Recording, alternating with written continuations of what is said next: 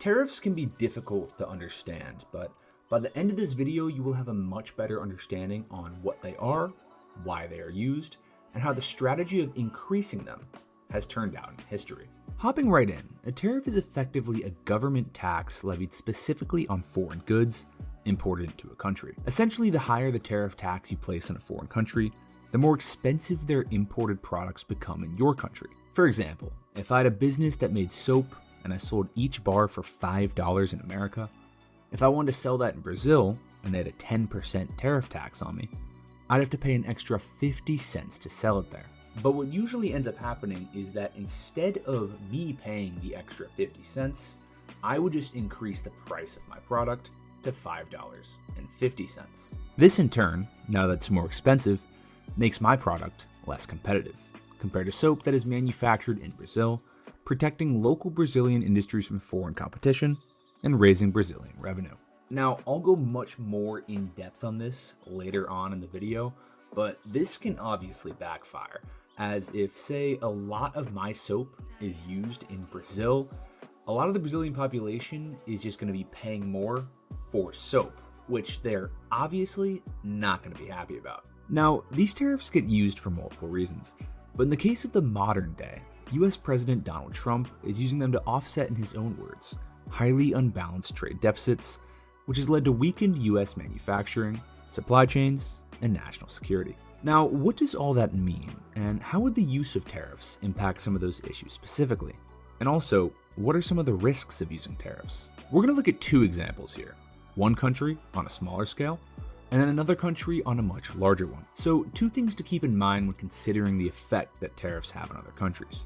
Obviously, the average tariff rate matters, which is that 10% number I gave in the Brazil example. However, at times I'm also going to use the formula of trade-weighted average, which provides a more accurate reflection of the true burden of tariffs, because it also accounts for the volume of trade. For example, if you sell $800,000 worth of product A and $200,000 worth of product B, product A is going to impact your pockets a lot more, and that's what trade-weighted average takes into account. Let's take Vietnam, for example.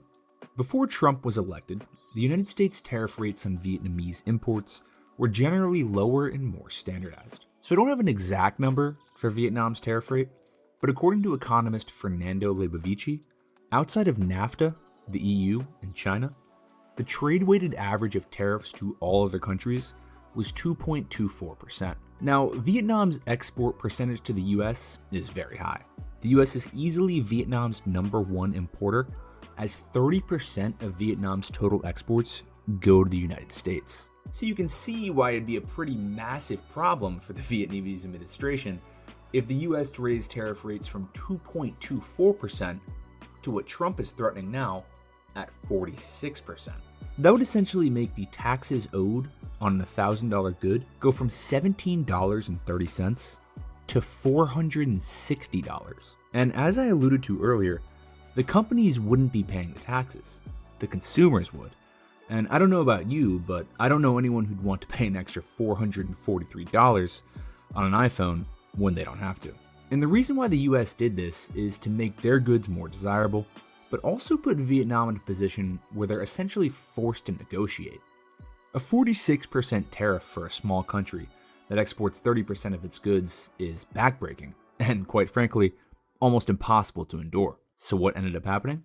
Well, Vietnam is now ready to remove all US import tariffs, and while no matter how hard I try, I can't get an actual number on this, according to the Trump administration, Vietnam's previous tariff rate on imported US goods was 90%. So going from 90% to zero is obviously a huge difference and a huge dub. I do want to be transparent that a lot of people do dispute that 90% number, saying it's heavily inflated, but regardless, the logic still persists. We'll raise our tariffs and you'll either crumble economically or work with us to lower yours. Pretty simple and logical.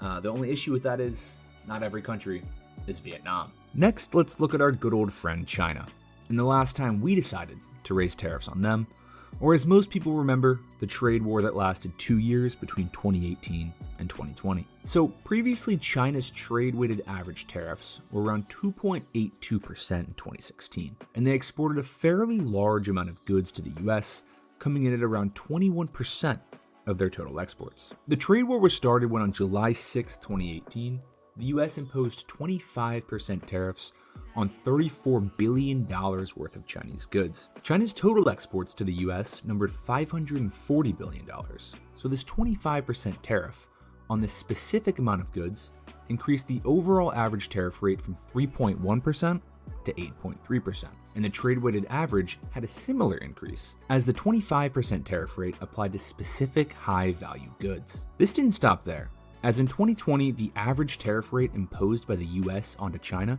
reached up to 19.3%, impacting over $350 billion worth of Chinese goods. Now, China wasn't sitting on their hands, just letting the US do whatever they wanted. In 2016, before the trade war, China's average tariff rate on US goods was 3.1%, and the trade-weighted average was 3.3%. In 2020, at the trade war's peak, China's average tariff rate on the US peaked at 20.7%, with the trade-weighted average being at 18.3%. So I know I just threw a bunch of numbers at you, but what was the fallout on both sides after this conflict?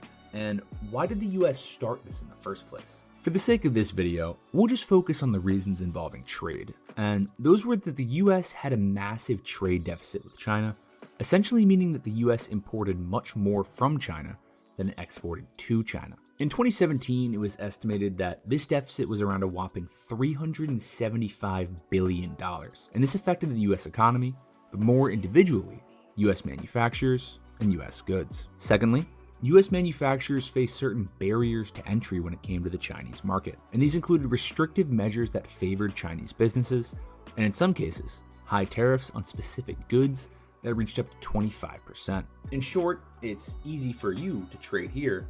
Why are you making it so hard for us to trade there? Now, the fallout of this trade war did affect China a bit more, as they had a much heavier dependence on exports to the US than the US did to China. So while China raising tariffs in retaliation did hurt the US, the Americans were able to absorb the damage much more effectively. The US market was simply too large and profitable for many of China's goods, and many industries suffered, and it also disrupted China's standing in the global supply chain, as the tariffs raised production costs for companies in China, hurting their competitiveness on the global market. The US, however, definitely did not come out unscathed, as the Chinese tariffs caused prices to go up for goods in many industries.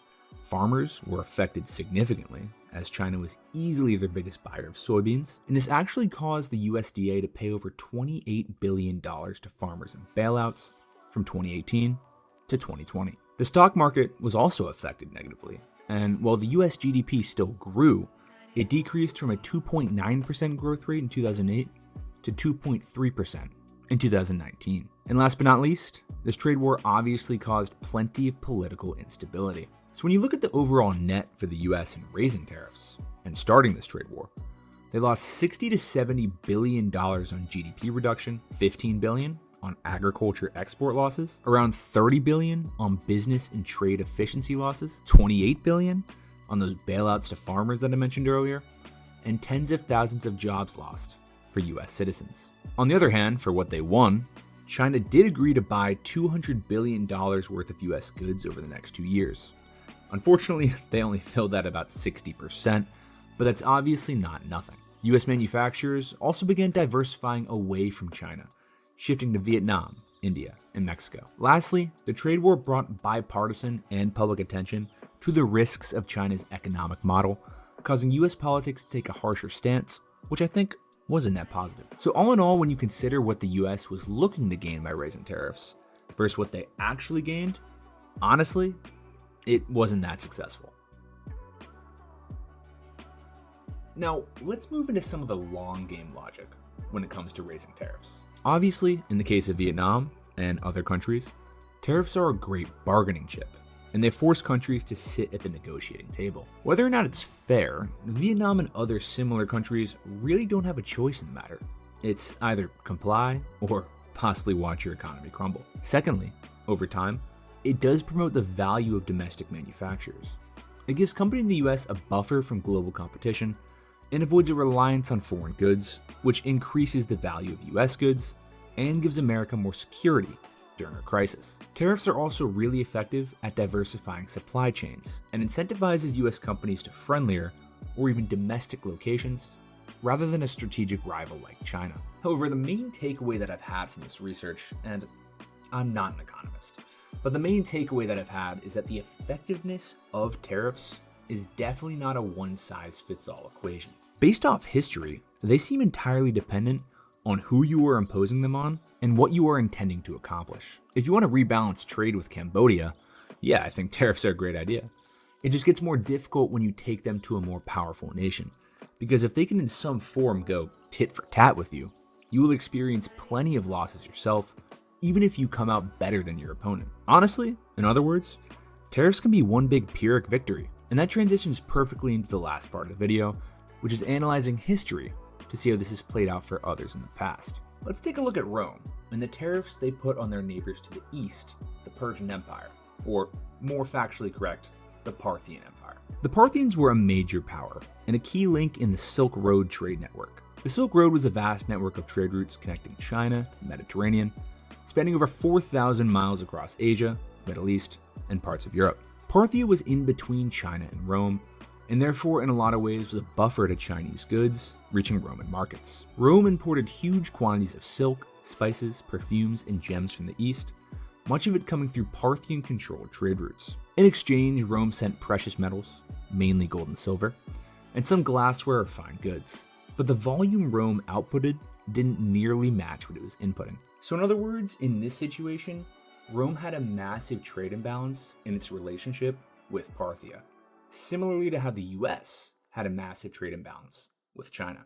Pliny the Elder, a famous 1st century Roman author, statesman, and a friend of the Emperor Vespasian, went on to complain India, China, and Arabia take 100 million sesterces from Rome every year, just for luxuries, and that Rome receives nothing in return. Rome responded to this imbalance in a few ways, and one of them was tariffs. These import taxes were called portoria, and they were collected at borders, ports, and trade centers, sometimes going up to 25% on luxury items. Also, Rome explored other trade routes and eventually started trading with India directly via the Arabian Sea. Rome was successful at reducing Parthian leverage and generating revenue from imports, but they were unsuccessful in reducing overall Parthian imports and making an overall dent in the trade imbalance. So objectively, the strategy did have some success, but not a profound amount. Now, creation and increase of tariffs has been used outright successfully before. It's just the issue is the tariffs were backed by military supremacy. Ancient Athens worked tariffs at an expert level. Back then, most of the grain supply to Greece was from the Black Sea region, which is modern-day Turkey and Ukraine. To protect its grain supply and control trade, Athens began imposing tariffs and trade restrictions at key points, especially at the Hellespont, which was the narrow strait connecting the Aegean Sea to the Black Sea. From taxing this trade route, Athens boosted revenue significantly, and it gave the city economic leverage over rival states, especially Sparta and Corinth, by controlling a choke point in the grain flow. This strategy, however, again, was backed by Athens' naval supremacy. They noticed the choke point in the grain flow and essentially imposed these tariffs by force. And that's just not a modern strategy, because the US can't really say, hey, Vietnam, we're putting a 95% tariff on all your exported goods, and if you retaliate in any way, we'll conquer you. All in all, tariffs can be used as a cog in the equation, but based off history, they're by no means a solution. They can help when cracking down on smaller countries, but rarely, if ever, has a country ever completely benefited when imposing tariff increases on an equal. I don't know the US's strategy or what the plan is behind these tariffs. All I know is that according to history, increasing them over a long period of time on a country with fairly equal stature seems like it ends up as nothing more than a Pyrrhic victory. This is Timebyjake, and in these long-form videos, it is my goal to explain some of these complex modern topics by looking back into history and using no politics, no ideologies, just facts. Thanks for watching. Please subscribe.